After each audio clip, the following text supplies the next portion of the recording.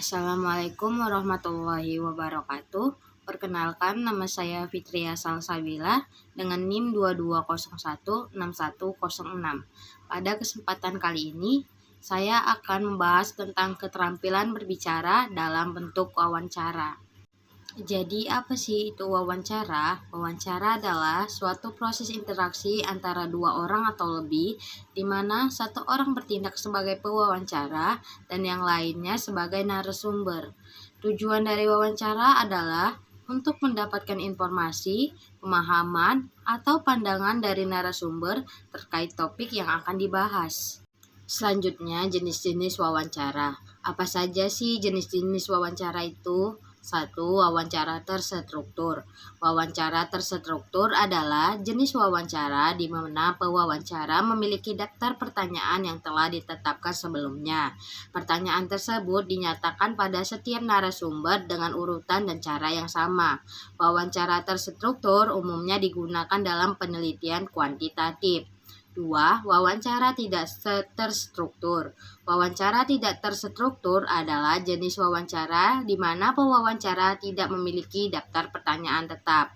Pewawancara memberikan kebebasan pada narasumber untuk membicarakan topik yang mereka anggap penting atau relevan. Wawancara tidak terstruktur lebih cocok untuk digunakan dalam penelitian kualitatif dan dapat menghasilkan data yang lebih mendalam. 3. Wawancara semi terstruktur.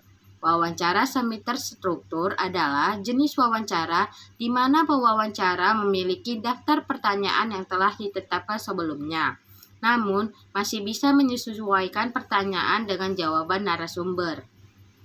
Wawancara memberikan kebebasan pada narasumber untuk menjelaskan atau memberikan contoh terkait jawaban mereka. Wawancara semi terstruktur cocok digunakan dalam penelitian kualitatif dan dapat menghasilkan data yang lebih mendalam dari wawancara terstruktur. 4. Wawancara kelompok. Wawancara kelompok adalah jenis wawancara di mana beberapa narasumber dibuat dalam satu sesi wawancara.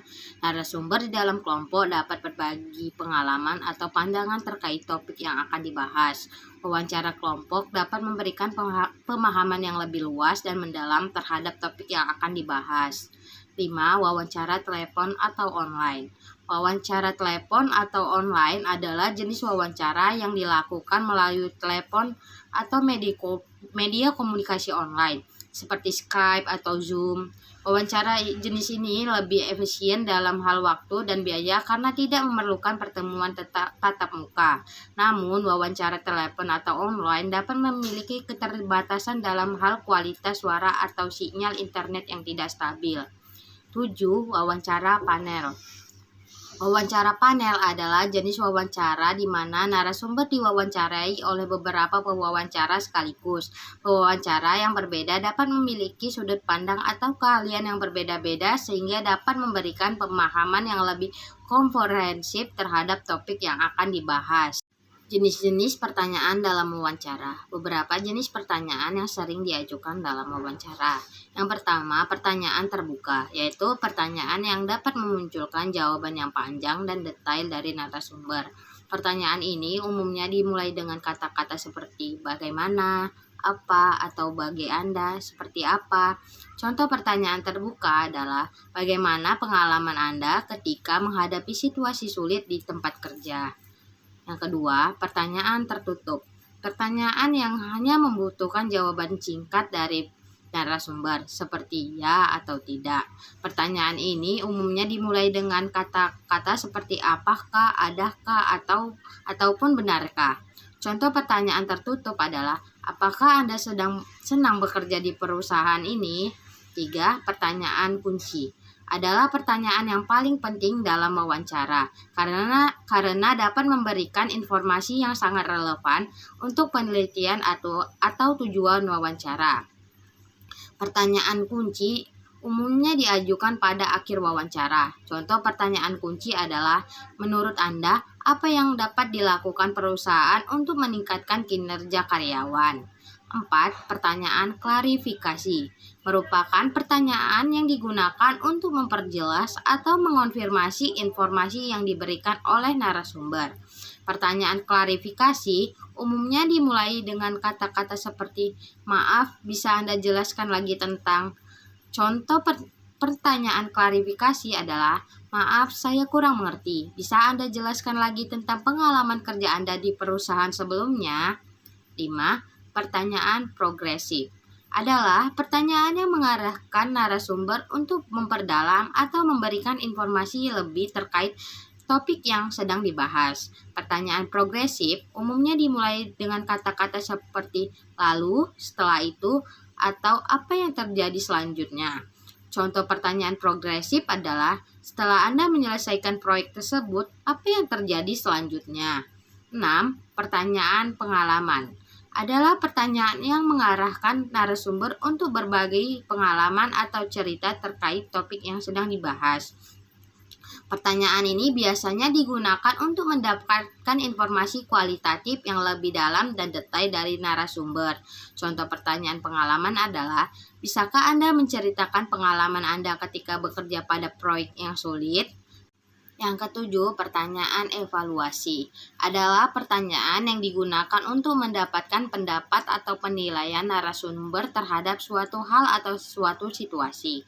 Pertanyaan evaluasi umumnya dimulai dengan kata-kata seperti "Bagaimana menurut Anda?" atau "Apakah Anda setuju?" atau "Seberapa penting?" Contoh pertanyaan evaluasi adalah, "Menurut Anda, seberapa penting kinerja dalam suatu perusahaan?" Lembaran wawancara. Lembaran bimbingan wawancara adalah sebuah dokumen yang berisi panduan atau instruksi bagi pewawancara dalam melakukan wawancara dengan narasumber atau calon karyawan. Lembaran ini berisi informasi yang penting dan perlu diperhatikan oleh pewawancara agar wawancara dapat berjalan dengan baik dan menghasilkan data atau informasi yang akurat dan relevan. Beberapa hal yang biasanya terdapat dalam lembaran bimbingan wawancara adalah, yang pertama, tujuan wawancara. Lembaran bimbingan wawancara biasanya mencantumkan tujuan wawancara seperti untuk mencari informasi tentang pengalaman kerja, kualifikasi, motivasi, atau kemampuan calon karyawan. Tujuan ini menjadi panduan bagi pewawancara dalam menyiapkan pertanyaan yang relevan dan sesuai dengan tujuan wawancara. Yang kedua, instruksi teknis. Lembaran bimbingan wawancara juga biasanya berisi instruksi teknis, seperti cara merekam suara atau video wawancara, cara mengevaluasi jawaban narasumber, atau cara mengirim hasil wawancara kepada pihak yang berwenang. 3. Daftar pertanyaan. Lembaran bimbingan wawancara dapat mencantumkan daftar pertanyaan yang perlu diajukan kepada narasumber atau calon karyawan. Daftar pertanyaan ini biasanya disusun berdasarkan tujuan wawancara dan jenis pertanyaan yang digunakan. Pewawancara dapat mengadaptasi daftar pertanyaan ini sesuai dengan kebutuhan dan situasi wawancara. Yang keempat, etika wawancara. Lembaran bimbingan wawancara juga dapat mencantumkan etika wawancara, seperti menjaga privasi dan kerahasiaan data narasumber, tidak mendiskriminasi calon karyawan berdasarkan ras, agama, jenis kelamin, atau orientasi seksual, dan menghindari pertanyaan yang tidak relevan atau tidak pantas. 5. Catatan. Lembaran bimbingan wawancara juga dapat berisi ruang catatan bagi pewawancara untuk mencatat informasi penting atau jawaban narasumber yang perlu dievaluasi. Catatan ini dapat membantu pewawancara dalam menyusun laporan hasil wawancara dan memperoleh informasi yang lebih akurat dan lengkap. Praktik wawancara. Praktik wawancara adalah suatu proses atau kegiatan dalam melakukan wawancara dengan tujuan untuk mendapatkan informasi yang akurat dan relevan dari narasumber. Beberapa hal yang perlu diperhatikan dalam praktik wawancara adalah sebagai berikut. Yang pertama, persiapan wawancara. Sebelum melakukan wawancara, sebaiknya pewawancara melakukan persiapan dengan matang, seperti menyiapkan daftar pertanyaan, mempelajari profil narasumber, dan menentukan lokasi dan waktu yang tepat untuk wawancara. Yang kedua, memperkenalkan diri dan menjelaskan tujuan wawancara saat pertama kali bertemu dengan narasumber. Sebaiknya pewawancara memperkenalkan diri dan menjelaskan tujuan wawancara secara singkat dan jelas agar narasumber dapat memahami tujuan wawancara. Yang ketiga, menjalin komunikasi yang baik. Pewawancara perlu menjalin komunikasi yang baik dengan narasumber agar dapat berjalan dengan lancar. Pewawancara dapat menggunakan teknik-teknik komunikasi yang baik, seperti memberikan feedback positif, mendengarkan dengan aktif, dan menunjukkan empati. Yang keempat, menggunakan pertanyaan yang relevan dan efektif. Pertanyaan yang relevan dan efektif sangat penting dalam wawancara karena dapat membantu pewawancara memperoleh informasi yang akurat dan relevan dari narasumber.